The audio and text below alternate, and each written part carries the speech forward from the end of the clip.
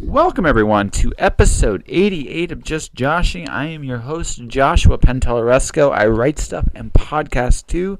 Tonight is a special night for a couple reasons. First and foremost, my guest. My guest is one of the you could make a really good argument he's one of the best writers to ever grace comics, period. JM Dematteis finally joins the podcast. He's most well known for Kraven's Last Hunt. I discovered him, however, long after that with one of my favorite characters, Silver Surfer. He had a really cool run with that character. I really enjoyed it. A man searching for his own soul really actually fits the Silver Surfer character very well. And he never really got a chance to finish his story, but I loved how he developed Elysium Masters. I really loved how he developed Norrin Radd, Silver Surfer. I loved how he evolved the relationship with Galactus. Really fun stuff. And I got to read a whole bunch of other stuff to prep for this. And man, he's got some good books. I would recommend anybody here right now get your hands on Brooklyn Dreams if you can get your hands on anything by him. It's a very true autobiographical take on himself. And it's really well done. It's definitely shows you what comics can be about besides heroes, and it takes a lot of guts to bare your soul like that, and I really admire him for it. So Jam, that book is amazing. The other book I'd recommend is actually, he has crossed over into literature and film as well, but the book I really have a really soft spot for from him is Imaginalis. Imaginalis is a really fun take on fairy tales and fiction, and like I said, it's a young adult book. It's really, but again, right up his alley. If you've read any of his other stuff, just really good things. He just finished a comic series called August the Wind, and I get to talk to him about that. All right. I'm actually super little nervous about actually chatting with you. No, I started reading your stuff back when I was a teenager. I think the first thing of yours I actually read was your Silver Surfer run. And I thought it was actually, I thought it was really neat. You took him and you basically, you had to make him find his soul, and I thought that was a really cool concept for him, because he's always been a very introspective character anyway. That's what I always loved about that character. I mean, when I was a kid, the Silver Surfer was my all-time favorites for that very reason, because it was a spiritual character, a philosophical character, and when those original Silver Surfer comics first came out, I think I was probably in junior high school, and I had never seen anything like it. We look back now, and they might even seem a little kind of corny or whatever, but there had never been anything like those comics, and they were double-sized issues, and half the pages were just him flying around philosophizing. To my little 12-year-old brain, it was like, this is amazing. I've always had a special love for that character because of that. He's actually, if I'm ever in the situation where I ever do a comic book for Marvel, that would be the one character I would love to actually tackle, because he's such a cool character. He really is. I like what Dan Slott's doing with him right now. It's a kind of a throwback a little bit to some of that, because the other cool thing about Surfer was he was such a fun character too. He still is. I think when you look at some of the bigger heroes like Superman, you look at Captain Marvel, you look at Silver Surfer, you look at characters like that. I think what's missing a lot with some of them today. I'm not saying all of them, but some of them is they're just fun characters. And maybe and I think like the old Silver Age Superman, I think the reason why they still kind of work is because they're just fun. They're not necessarily the best stories you read, but they're some of the most funnest, zaniest, they take the character and they just have a blast with it, and I think that's almost a lost art today. So those old Superman stories, and where they would not only were they fun, but they would have more story packed into 8 or 10 pages than we see in 6 issues of a comic book. Yeah, which is kind of interesting how it's evolved. I still I'm quite a bit younger, but I grew up reading the Silver Age Green Lantern stuff, which I love. It's got, again, the old stuff is very pulpy.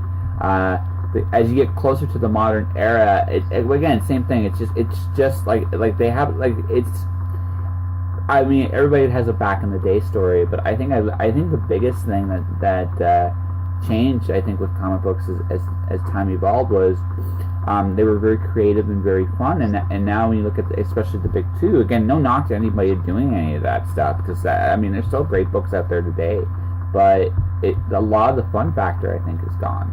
And I think it's because I think numbers are more important than the story, and I'm not sure that's the way it should be. Right. Well, it is a business, and I think people have always watched the numbers. That's just the way Oh, sure. It's always been. I don't know where what the thing is with the fun factor. I think there's probably more fun around now than there was for a while there when things were really, really like grim and gritty was the way to go.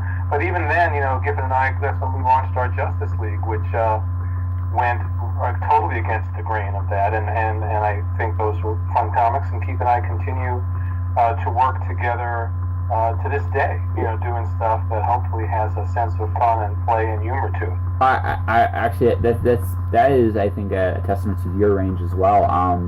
Again, I read like your stuff personally. My personal favorite of your stuff after because I read a lot of you just when we did I interviewed you way back in the day, if you remember. Everything from Greenberg the Vampire, which I got a chuckle out of you, to Brooklyn Dreams. I still think Brooklyn Dreams is the best thing I think I've read of yours.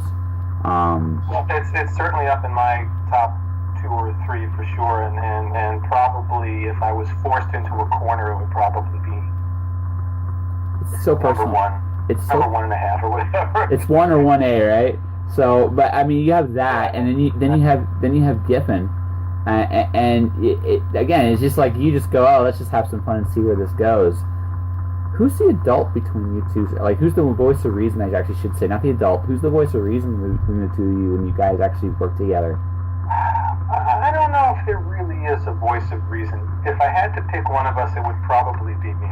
Keith and I have this joke that left to his own devices, he's gonna run top speed for the edge of the cliff and just jump.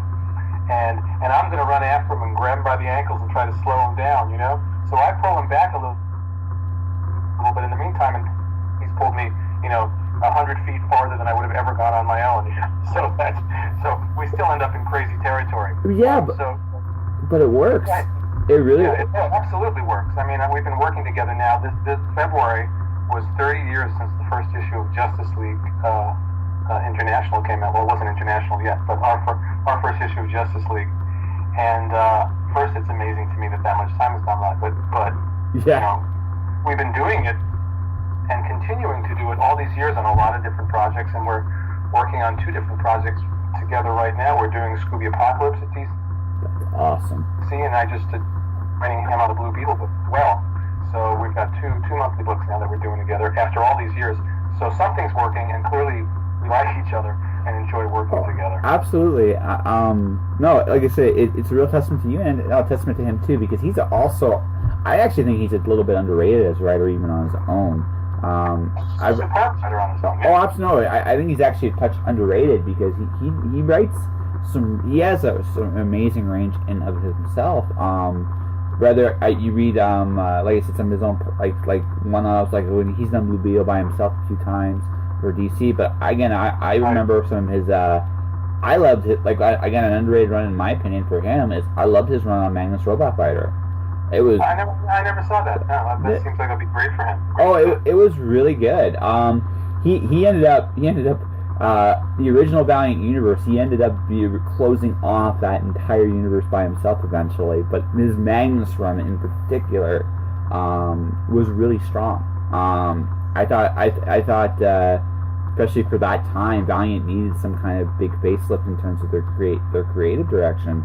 And he was a huge part of that, and like I said, not to go off topic completely, but no, like he is very, very good. Again, it's somebody I think that actually should probably actually have more work than he has now. And I'm sure if he was listening to this, he'd be like, "Yes, I should." Or I don't know. Keith is always very busy. He's always got plenty of stuff going. Yeah. But I will say that he is one of the single most purely creative human beings that I've ever known. I tend to grab an idea that I really, really like, and then I sort of get my drill out and drill deeper and deeper and deeper and deeper and deeper and deeper. That's sort of the way I go. Keith is sort of, in a lot of ways, the opposite. There's just ideas flying out in a million directions, you know? I always joke when my kids were little, I think it was my son had this little bubble bear. There's a plastic bear, you'd squeeze his belly, his head would pop up, and bubbles would come out the top. And I always say that's what Keith is. He just squeezes his belly, and then his head pops up, and 1,000 ideas pop out of the top of his head, you know? That is an awesome description. It reminds me of, I imagine it must be what it was like working with Jack Kirby, because Kirby was so just purely creative, you know? And actually probably one of the most influential and then very fun creators of all time in comics. I love his Kamandi. I love that. I love that run for DC. But I mean, yeah. Marvel would not exist without Jack Kirby, like at all. No, most of us would not even have jobs today if it wasn't for Jack. Yeah, exactly. No, absolutely. No, he was. Even the people that don't realize it, you know what I mean? It's like without Kirby, who knows what would have happened to this business? Not just in the '60s, but you know, in the '40s. I mean, he was so important to virtually every decade of comics from the '40s to the '80s. You know? Yeah. No, actually, you know, that would be a cool story to actually write. Although I think a very frightening story. What would comics be like without Jack Kirby? That's actually a really good story idea. It's sort of like It's a Wonderful Life, right? Yeah, exactly. If Jack Kirby had never been born, where would we be today? What would Marvel Comics have been, if anything? Exactly. Maybe we would have had an evil empire bank, like just running comics, like, you know. But you never know, right? He's definitely. You have a bit of an argument with Stan, but I don't think there's any creators in influential as Kirby. I really don't. You know? No, I completely agree with you. And it's not to undersell Stan at all, who was so important to that work. Oh yeah. But Kirby's influence, was rippling out for decades before Marvel, and then the work that he did at DC in the '70s seems to just get more significant with time. All that new God stuff, more and more has permeated the DC universe and DC animation.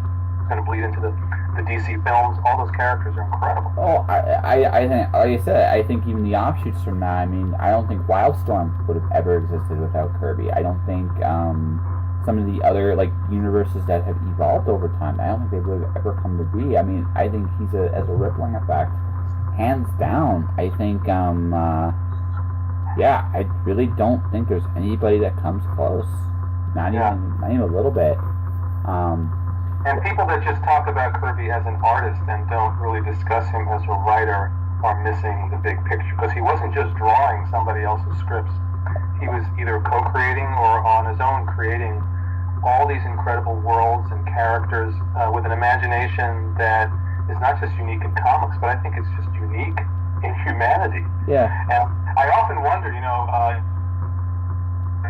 say, well, born. I want to know, where did this come from? Here was this Jewish kid from the Lower East Side, and he was born with this cosmic, truly cosmic imagination. What was he tapping into and translating through his work? It was almost like magic what he did. Yeah, no, very much. I think it's also that era he was from. I look at I kind of look at today as a renaissance, almost like a renaissance in life, because of how everything's evolving in terms of technology. And in terms even storytelling. I mean, we live in an era now where it's possible to mix mediums in ways we still aren't really fully conceived of what we can do. Kirby's from an era like that himself. He's from the 30s and from the Great Depression. But if you look at what the people that came from that era, right, and not just the Oppenheimers, the Einsteins. Right, you have Tesla, you have guys like Royal Reimer. You got a huge, diverse group of people that were inventing and recreating the world as we know it. I think he comes, and I think he's just simply part of what was already a very amazing era. I think again, it's just genius. It's just to some degree. I think it was just an era of genius, and we're kind of in a. I'm not going to say we're of that ilk. I'm not going to say that, but I'm going to say we're definitely in another era where things are moving in various directions, and we're not sure where it's all going to go. And I think the difference is right now it's moving with incredible, if not alarming, speed. oh no, it's the technological jumps alone. What happens if we look back even 5 years to where technology has gone in 5 years' time? Sometimes I play this game with my wife when we're watching television, and some commercial comes on for some. It's usually for some technology thing, but the technology has permeated everything. And I say, 5 years ago we wouldn't have even been able to understand what that commercial was about because the technology that it's talking about didn't exist, or if it did, the general public didn't know about it. Absolutely. And it just keeps moving and moving and moving. Well, when I was like in my teens, they were trying to say that technology was doubling about every 7 years. It's probably closer to every 5 now, maybe even a little faster than that. Yep. And it's going to be amazing. Like now, like one of the biggest like medium shifts.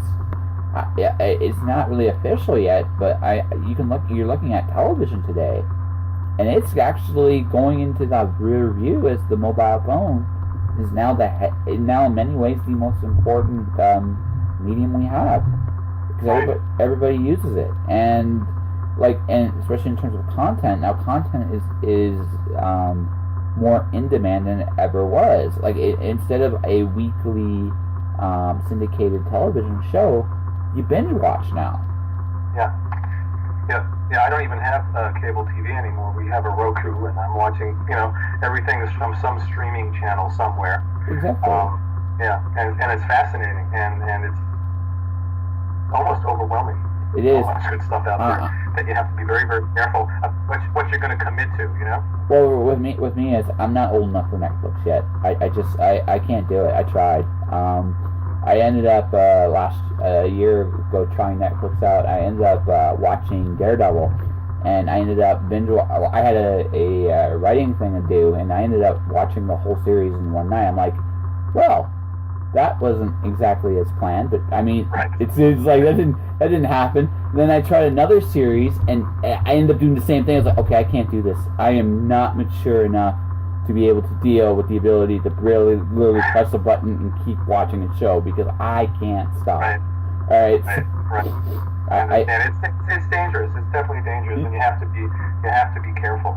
Yeah. And then it's just 10 different people telling you about 10 different new things you must watch, which is why these days if I'm not caught by a couple of episodes, it's sort of like when you read a book. When I was younger, if I was on page 3, even if I didn't like that book, I was going to read it till the end. I don't do that anymore. If I've read 50 pages or 100 pages and I don't like the book, I'm not finishing the book. And if I've watched 3 hours of some show and it still hasn't grabbed me, I'm not going to invest 12 or 13 hours of my life, which is a lot of time, in watching that. So you learn to be discerning as you go along. Boy, I just think too. I think the biggest value today is time. And because I think it's always been that way, but I think even now today more than anything else, time is truly is our real money, because we only have so much of it, and we have so many things pulling you in so many different directions. And I feel like I mean, if people don't fully realize it, I mean, they have to become far more discerning as time goes on. You know what I mean? And I think that's why these things exist as they do. Yeah. So as you can see, when we do a podcast, we tend to go all over the place. So that keeps things interesting. And I'm not answering the same questions that I'm always answering. Well, I personally, like on a personal note, I like getting to know the person. When I talked to Terry Moore on my podcast, we ended up talking about the Beatles, which I thought was awesome. And it's like everybody brings something different and unique. And this is something for me coming really fully in. I've done a couple books since I interviewed you last time, and one of the things I've kind of learned on this little journey in writing is the best way to market myself is to be myself. And when I do a podcast with people, I like talking to people for the same reason. It gives people an idea of who you are, which I think maybe the most. It sounds almost very business-like, but it's also very organic. People hear so many advertisements on everything these days that people tend to gravitate towards something real. You know what I mean? Yeah, I agree. Yeah. So, and that's what you hopefully, and what any writer or artist or musician is aiming for in their work, no matter what genre you're working in, is you want to get to that core of honesty and of truth and reality, however you may perceive it.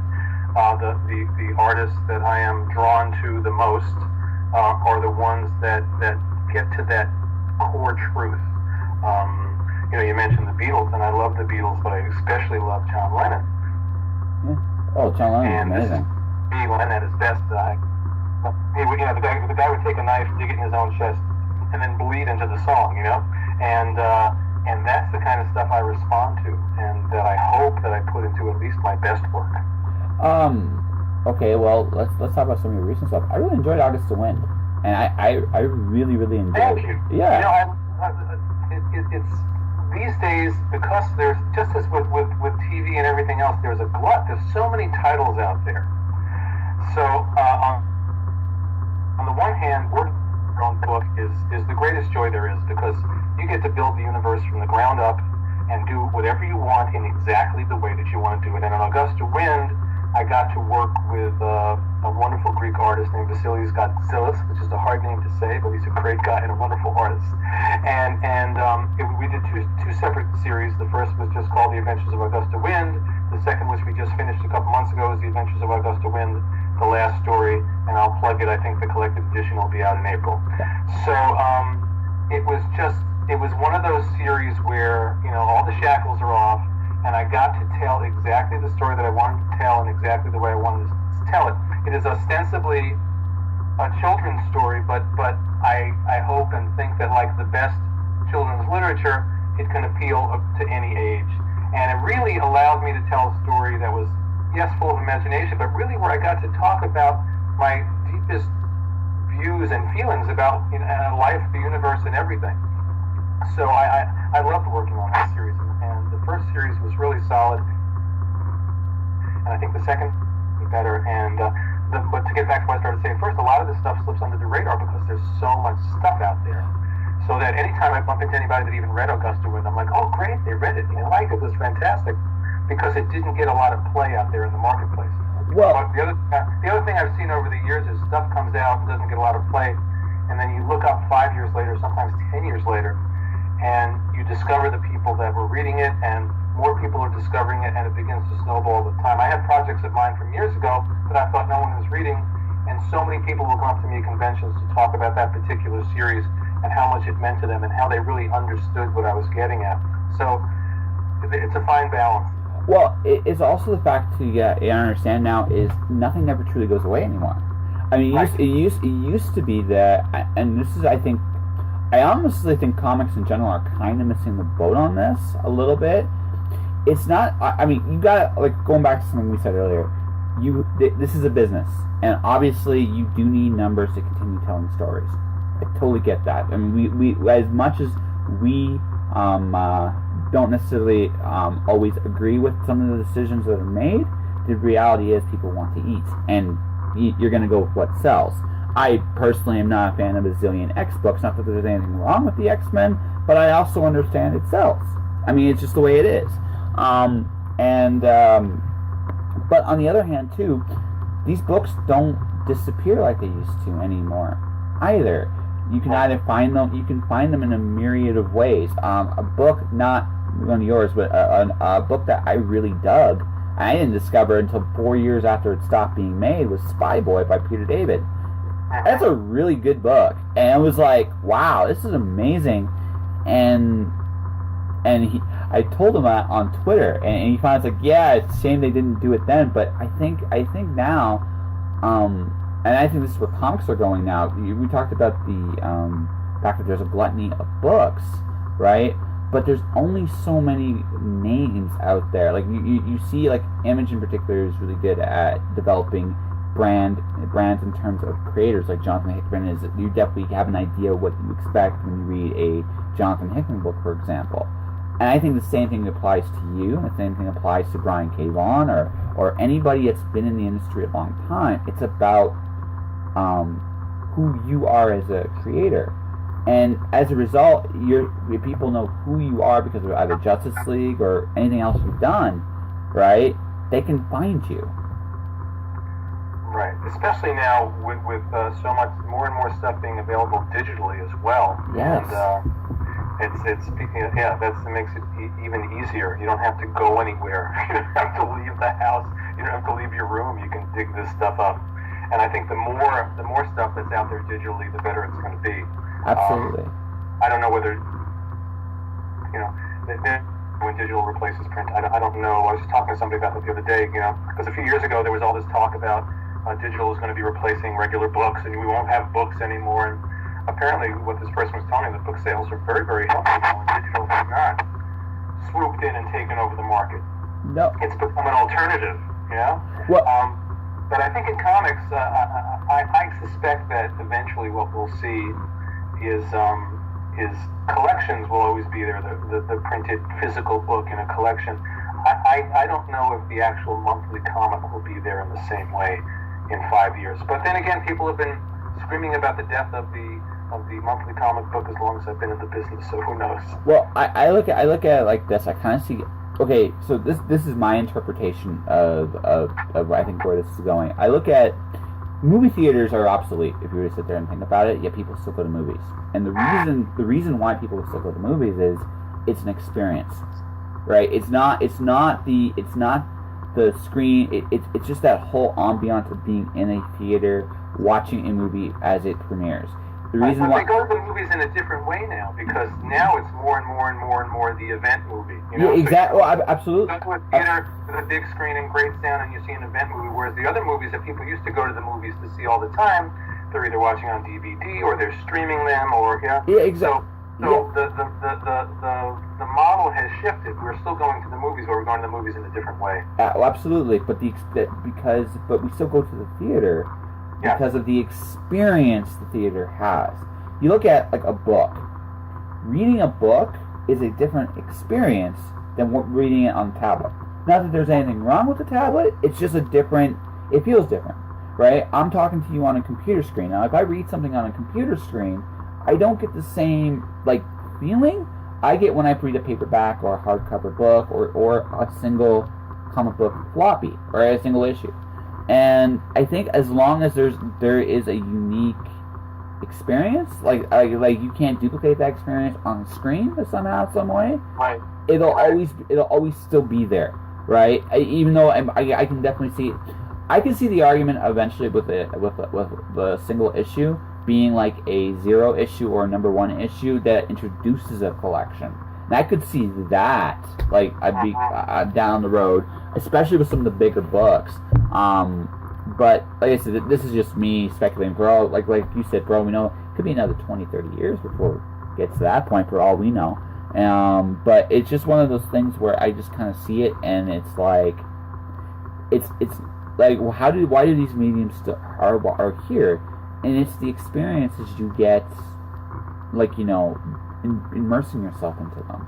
That's what people really get out of that. The fact that, okay, in comics I can go in and I'm reading about a different world where good guys wear tights, or maybe in the case of Surfer, they surf the cosmos. It's an experience I cannot get anywhere else. And as long as that's the case, so. And I totally agree with you. And just to play devil's advocate, though, what we've seen in recent years, I think, with the huge popularity of these, especially the Marvel movies, is a whole wave of people now that are huge, huge fans of these characters, and many of them who will never pick up a comic book. You go to a convention, and those conventions are just packed to bursting. And I would guarantee that a good percentage of those people do not read comics at all. They know and love these characters now from the movies or the animated shows or whatever it may be. So it's interesting. Again, it's like what we're saying. It's everything is the same and everything is different simultaneously. Absolutely. No, well, I think it's just the nature of how things evolve and change. Nothing ever stays stagnant. I mean, you move forward and you just kind of, and everything else moves forward too. It's just understanding, having a bit of an idea where it's going, I think, in the long run. Is you try to figure it out, and that's, I think, part of the fun of it too. So Yeah, you talk about the printed book, and I have not really been much of an ebook person. But recently, I wanted to reread one of my favorite books, which is James Hilton's Lost Horizon, and I have this wonderful old edition from the 40s. That it wasn't a first edition, but it was a few years after the book was published, and I really treasure that edition. But I also have a tremendous mold sensitivity, so a lot of the books on my bookcase, I can't read them because the second I pick them up, I get an allergic reaction to them. So I either have to buy a new copy. So I was going taking a bus into Manhattan for a meeting, and I found Lost Horizon in an ebook, and I got on the bus with my tablet and read it, and it was a different experience, but the book enchanted me just as much. Absolutely. And then the ebook has other things to recommend it that a regular book doesn't. So I will never lose my love of books, but I tell you, sitting there, the fact that you can tap on a word and get a definition, and all the other different things that you can do with ebooks. Not to mention the fact if you're reading I don't know, the Brothers Karamazov or Les Miserables, and you don't want to lug that book around, and you can just read it on your tablet or on your Kindle. There's a lot recommended for it there. So again, I'm learning to love the ebook, but I will never give up my love of a traditional book. But I wonder about people growing up in a digital world who don't have that tradition with the traditional book. I think about the record player. Yeah. Right? This is how I kind of see it. Like I grew up. I didn't really grow up with. I grew up at the tail end of the record player. Right. And if you look at how music has kind of gone, record players are more popular than they ever were in some ways. Right, and vinyl is a huge deal. Exactly. So what this goes back to what I say with experience. As long as something has an experience, a feel that just like kind of stands out on its own. Now, again, it won't be for everything, but there will be a market for it. Right, well, I've said that about the traditional, monthly comic book. I've said that I feel like it's going to end up like vinyl. It's not going to necessarily be the primary delivery system, but there's going to be an audience, perhaps, that will, they'll want a traditional comic the way that people collect vinyl now. It's this interesting mix of breakthrough technology and this sort of response to it by going back into the past. And people, cassette tapes have made a comeback. Yeah. So anything is possible. Well, I'm just saying, like, that's what you gotta look at, right? Why does this stuff work, right? Why does this stuff draw people in? And it's that feeling you get when you do it. And it even draws new people in because it's a different... Like I said, we live in an era now where all these mediums are more readily available, and they're a lot more... I'm not going to say interchangeable, but they're accessible, right? Yeah. And that's a really neat thing, because me personally, I'm really curious to see where art goes in the next 10, 20 years. Because you look at, like, just a slightly different topic, look at a video game and how interactive a video game is, right? Now it's possible. It's possible now. You can tell a story. I'm not going to say quite the same way, but you can create that interaction more and more in a variety of different mediums. Yeah. So I'm really curious where art's going to go in the next 10 years. Yeah. It's all fascinating. We live in a time, well, across the entire world. But if you just look at the arts and film and movies and books and all this, there's no firm ground under anybody's feet. Nobody really knows where things are going to go and how it's going to play, and that makes it scary and delightful at the same time. Another time of wonder and magic. Like I said, I mentioned the 30s, but if you look at it now, like, it's almost like we are in a Renaissance, because everything is. It feels like, in spite of everything that's going on and other things, it still feels more and more like everything is possible. And who knows? Well, look at music. Look at what people have on their computer. They have more. There's more stuff going on in GarageBand on your Mac. Yeah. Not probably, there is. Than when the Beatles were recording a good half of their output. Yeah. I mean, that's extraordinary that you can sitting at home in a way that people couldn't do in a recording studio 50 years ago. Well, the fact that I'm talking, okay, I still blow away by this. I am talking to one of my favorite comic book writers. Actually, one of my favorite writers, period. We should actually talk about your books before we wrap this up. But one of my favorite writers. You're in Manhattan. I am in Calgary, Alberta, Canada. Right? This wouldn't have been possible 10 years ago. Right. Yeah. And that's what I'm talking about. That's the whole thing of like the stuff changes. Well, the other thing that amazes me is not just that the changes so quickly, but that we adjust to it so quickly. The new technology, it's not that long ago when tablets popped up, you know? No. And we all went, oh, what's that? And then all of a sudden it felt like, 30 seconds later, everybody had a tablet and we took it for granted. The smartphone, it was not that long ago that we just had cell phones that were just phones and maybe for texting. And then the smartphone came along and suddenly everyone's got a computer in their pocket. I think about, those films of the 50s and the 60s when you walk into a room and the entire room was filled with equipment, and that was the computer that didn't have a tenth of the power that the cell phones in our pockets have. It's just, but we adjust with lightning speed. Yeah. Whatever the next thing may be, there it is. And then there's the technologies that come and get put out of business instantly. And the cell phone, has put so much out of business. I remember a few years ago there was that little, was it called the flip camera? It was like a little video camera that you flip really cam. small. And for 2 years it was selling like hotcakes and making a fortune. And then every smartphone had a video camera in it that was better than that. Out of business. GPS. We used to stick it on the inside of your window in your car. You don't need to do that anymore. A regular camera. Most people don't buy cameras anymore unless you're really into photography. You just use the camera on your phone. Absolutely. These technologies keep gobbling each other up. Well, going into this, this is why I think television's dead. Because if you look at a phone, like everything's handheld. Watching TV on a phone is actually very tough, right? It's not conducive. But whereas, me and you are having a conversation, it's going to be an audio conversation down the road, right? That's easy to do on a phone, like listening on a train, listening while you work out, listening while, it's something that, the phone isn't just a phone. You could literally make an argument that our phones today are tricorders. Absolutely. Yeah, you can make that argument. Especially now, it's like, everybody's got their fitness apps. My daughter has this fitness app that she uses every single day. It's practically religious for her, Yeah. And it's like, Dr. McCoy created this little fitness app to keep you healthy, And there's so much stuff like that. It's amazing. I have on my phone a quantum physics basic guide that was designed by a teenager in San Francisco. Wow. That is awesome. I had to get the app, and I'm just like, who is this person? A high school student. That's awesome. I am like, you're smarter than me, and you're already at 15. I can dig that, and I got the app because I need it for my next book. I needed to have an idea what a quantum model looks like, and I'm like, this is, but it bit the story I'm telling too. It's like this is kind of how I see some things in the future and how I'm playing with it. And I'm like, this fits.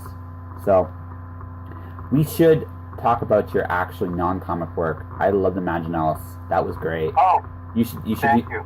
I appreciate that. You should do more young adult work sometime. I really, it's been in the back of my head, and it's been, 5 or 6 years since that book came out, maybe a little bit more. And I would love to do more prose work. That book, it's sort of like the Augusta Wind thing. The book came out. It did not set the world on fire, but the people that I encountered that read it and it meant so much. Then I was at a convention, and this guy came up to me with his daughter, and she was very timid, and he was, "This is her favorite book in the world. Would you please sign it?" And one thing like that, it doesn't just make your day; it makes your year. Yes, absolutely. And ultimately, for me, I write for two reasons. I write for myself simply to stay sane, and it's the best therapy in the world. And then I write for this reader that's out there that is really another version of myself, because for me as a reader, especially growing up, reading was so important to me, and the stories that mattered to me and the writers that mattered to me, I took into the depths of my heart, and I still carry them with me. And so that's sort of the reader that I'm writing for, the person that's really there, and that story really matters to them, and that they really get it and they take it into their hearts. And so when I encounter that out in the world, because as you know, as a writer, we spend a good part of our time alone in a room. I like to say I spend most of my day alone in the room with my imaginary friends. So when I am out in the world, and when I go to a convention, or even, just in this cyber age, sometimes people will just reach out to me through Twitter, or they'll send an email, and they say, look, I read this of yours, it changed my life, it meant the world to me, it opened my mind, it opened my heart, whatever it may be. I mean, you can't ask for anything more. And to flip it back to what we were talking about, that's another great thing about the world we're living in right now. For me as a creator, is the access to the people that are reading and enjoying my work. I do not take it for granted at all when people reach out to me and say, that my work mattered to them. It really, I take it very seriously, and it means the world to me. And whether it's Twitter, Facebook, email, whatever, my website, whatever, I love that contact and that connection. And that didn't exist. It used to be people wrote letters to comics, and maybe I'd see them, maybe I wouldn't, because I had nothing to do with the letters pages. Sometimes I would, sometimes I wouldn't. Now that access, not just in comics, but everywhere, between creator and audience, it's like paper thin, the wall between the two now. And although lots of people have had many negative experiences on social media, I have to say 98, if not 99% of my experiences have been very, very positive. And I really, really appreciate it. Yeah. Well, dude, you like I said, you've done a lot of great work over the years. I gotta say this on my own podcast, but thank you very much for everything you've written that I've read. Like I said, yeah, you're one of my favorites. And like I said, you came from a really great era, and I think we have a great interview here. So so what's coming up for you? Assuming this will air like end of this month, early next month. So what's coming up, and how can people find you? Okay, well, first you can find me. I'm on Twitter. I'm on Facebook.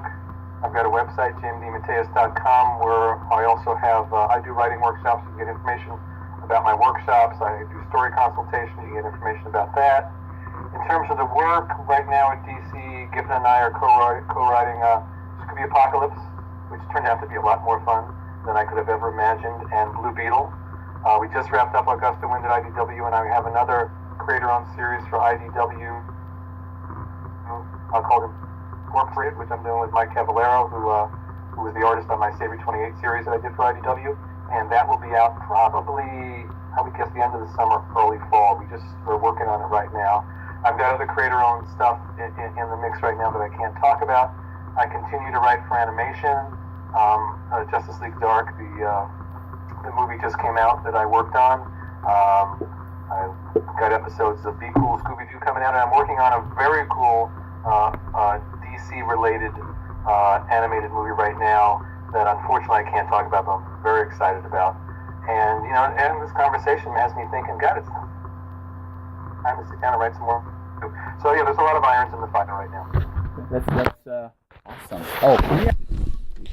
And that is my conversation with JM Dematteis. Really cool dude.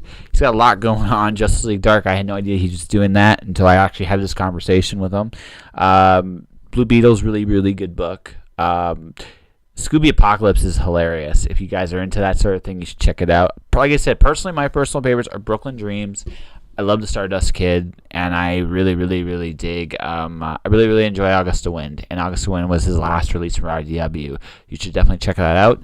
And his Twitter handle, for those of you that are kind of wondering, is at JM Dematteis, JMDEMATTEIS. Definitely check him out. So we're going to end the podcast on a slightly different note this week. Notice there was no commercial for the YouTube channel. I'm going to mention stuff real quick. If you want to support the podcast, you can follow me either through iTunes or here on Podomatic. Either Just Joshing. My YouTube channel is Joshua Pantelleresco. You can check out my books, The Watcher and Storm Dancer, at mirrorworldbooks.com or amazon.com. But I'm going to close tonight in honor of Unicorn Day, which was 2 days ago. I'm going to do a little advanced reading from The Cloud Diver. The reason why, there's a unicorn that parts rainbows in The Cloud Diver. And I figured since we might as well keep this theme going, we should. All right. So without further ado, a little glimpse of a scene I call Count to 5 from The Cloud Diver. Hoist me up, Gunblade said out of nowhere. Excuse me? I blinked, unsure what I just heard. Give me a boost. Oh, I said and went to grab her waist awkwardly. It had been a long time since I've held a woman like that. I wasn't sure what was the proper protocol. Divers, Gunblade rolled her eyes and sighed. What? Just shut up and help here. She adjusted my hand so I looked like a proper boost. Firm up your stance. You need to support me until I open the hatch. I want to say I boosted her with ease. The truth was I stumbled immediately and fell on my butt, exacerbating my already sore body. After an even worse second attempt, we compromised with her climbing on top of my shoulders and sitting on them. Minus an awkward second of me swaying, I really needed to work out. I was steady, and she was able to work on the latch. Gunblade managed to unhinge the top elevator door, and the emergency exit opened. She hoisted herself up the emergency exit with ease. Shortly after, she disappeared through the hatch. A ladder dropped from the top. I grabbed it and climbed very clumsily through the exit. Once I got my footing on the roof of the elevator, I noticed that the door to the next floor was not accessible. We couldn't just climb without reaching up. Not too bad, Gunblade says, appraising the situation. We can get up there. What floor is that? 13th floor, she said, indicating the X111 above the door. I groaned at the mention of the number 13. I was starting to despise that particular numerical value. Nothing good came from that number. How are we going to get up there? I have rope, she answered. You mean climb? I groaned some more. Thoughts of high school gym class came tumbling back to me, looking at the thought of the climb. I stomped on the elevator top, feeling the resounding metal thud at the bottom of my soul. There would be no crash mat and humiliation if I fell from the rope this time. Pain would be the only promise in store for me. I didn't want to feel that kind of hurt. I had to bolster myself up. I watched the rope with the anchor attached to the front latch at the bottom of the door above. She tied the other end to the ladder from the elevator and measured the tautness of the rope. When she was satisfied, I watched her scale the rope with ease. It was quick, graceful, and deliberate. She was in great shape. It wasn't a complete cakewalk for her to climb, but she did it. One thing was for sure. It was better than what I was going to do. As she stood at the door of the 13th floor, I tested the rope with tentativeness. It was tight and would hold my weight with ease. Unlike high school, there would be no knots would aid my ascent. Okay, Johnny, I told myself, you can do this. Doing my meager best to pump myself up was being tested by the other voices in my head. This voice was squeaky and connected to a very large vanilla gorilla named Jim Stewart. Jim Stewart was the epitome of high school bully. His face resembled that of a demon a priest would exorcise, and his arms were bigger than my whole body. He was laughing at me, waiting for me to fall to my doom. You can't do it, Wheelie, that squeaky voice squawked. You're just gonna fall again. I knew that was impossible. There would be no steroid reject waiting to steal my lunch money from my prone, defeated body if I failed this time. I pulled myself up, and to my pleasant surprise, I moved. Those exercises I swore profuse profanities that the company made me do were paying off. I felt my confidence rise with each progression, but even so, there was a sliver of panic as my body left the safe confines of the metal floor and got closer and closer to the door above. Still, this was already better than I expected. I talked to the voice that resembled the high school reject and mocked it. You see, Jimmy, I told him, I can do this. Jimmy didn't take too kindly to me bad-mouthing him. That squeaky voice dared me to look down. I listened to it. My mistake. Ye gods, how did I get so far up? That shaft was beyond a safe fall, and that door that seemed so close was now so far away. The room started to dim, and I became a little light-headed hanging up there. I can't do this, I said to myself. What was I thinking trying? Do I have to count to 5 again? I heard a very stern voice above me boom down. I felt a chill go down my spine. The last time she counted to 5 resulted in me begging for my life in the membrane. I couldn't fathom what she'd do here. 1. Oh, God. I heard myself think, she's already counting. I swore that my limbs moved on their own accord. Jimmy himself seemed terrified at the mention of the number 1 and managed to gulp and disappear before she got one number closer to the dreaded 5. 2! I was climbing with newfound gusto. I didn't even want to feel the little twitch in her eye she made when she hit the dreaded 3. I'm in deep battle with the hammer that is my heart as the door is suddenly right in front of me. She grabbed me and hoisted me up with incredible strength and pulled me in with her into the 13th floor. Glad you could make it, she managed to say as she pulled me in. So what's next, I said, my heart pounding. The other stairwell. Other stairwell? I felt myself grown again. 13 floors of stairs awaited me to scale down. It just didn't seem fair. Adventure, I thought to myself. This is entirely too physical. Josh.